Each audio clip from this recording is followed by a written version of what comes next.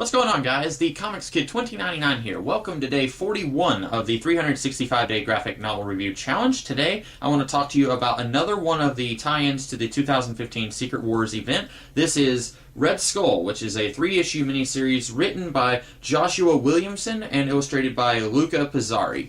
And this book, originally, I thought that the premise was going to be Magneto leads a team of supervillains to hunt down the Red Skull because Magneto was a victim of the Holocaust, so obviously he hates the Red Skull and he wants to see him get killed, and it just happens to be set in and around the Secret Wars event. And that's not really what we get here. What we get here is kind of sort of a remake of Escape from New York a little bit, which is one of my favorite movies ever. But basically, Crossbones, he works for Doctor Doom, who is the god of this patchwork multiverse world, and Doctor Doom wants there to be proof that the Red Skull is dead, because the Red Skull was kind of sort of an underground, I don't want to say freedom fighter, because he's still the evil bad guy that we know from just about every version of the Marvel Universe, but he is a thorn in God Doom's side, and so Doom wants Crossbones to send a team into this place called the Shield, where they believe that the Red Skull is either dead or is still alive, and if he's still alive, they want this team to go in and kill him,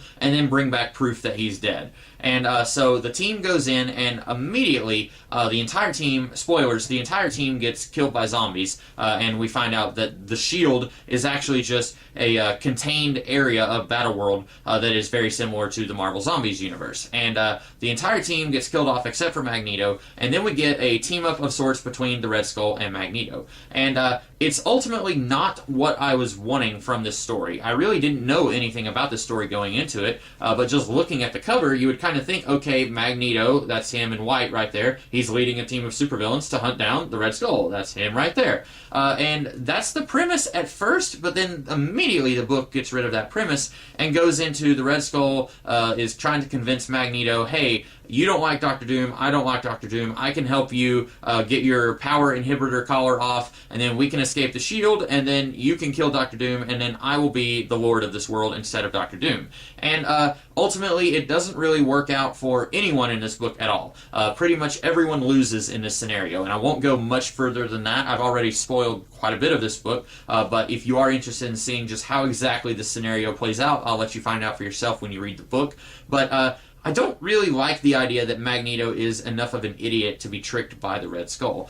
Just about every version of Magneto, I feel like, would hate the Red Skull enough that as soon as his power inhibitor collar is taken off, he would kill the Red Skull. I don't think that there is any version of Magneto in any reality who would be okay with working with the Red Skull. I take that back. Maybe like the Ultimate Universe version of Magneto, who was not a victim of the Holocaust, he might be okay with working with the Red Skull, but this particular version of Magneto, I don't see that happening. So this ultimately was sold to me under a specific premise that it doesn't really deliver on, and then it handles one of my favorite Marvel characters in a way that I don't necessarily appreciate. So is this a good book? I'm going to say no, but it's not necessarily a bad book. It mostly just doesn't work for me because I'm such a huge fan of Magneto, and it ultimately isn't the premise that I wanted going into this book. But if you don't care about Magneto, if you like the Red Skull a lot, you might enjoy this book a lot more than I did. And also, there are two other issues collected here that have nothing to do with the 2015 Secret Wars. One is a Captain America comic from the 80s, I believe written by Mark Gruenwald, and that is an issue where Magneto is actually trying to kill the Red Skull. And it's set in and around the Acts of Vengeance storyline, and I thought that issue was pretty darn good. And then there's an issue from around 98 or 99, written by Mark Waid, with art by one of the Kubert brothers, I can't remember which one, and in that, Red Skull is basically in a prison of his own mind, and that's a pretty good issue also. In fact, I would say both of those issues are better than the main event of this book. But overall, this book was alright. It wasn't bad, but it wasn't really great either. I didn't really enjoy it like I wanted to. So those are my thoughts on the Red Skull miniseries. I hope you guys liked this video. If you did, be sure to like, share, comment, and subscribe. And I will see you guys tomorrow and the day after, and the day after that. I will keep seeing you for the rest of this year. So be sure to keep checking out what I'm going to be putting out on this channel. In the meantime, you guys have a great rest of the day. Catch you later.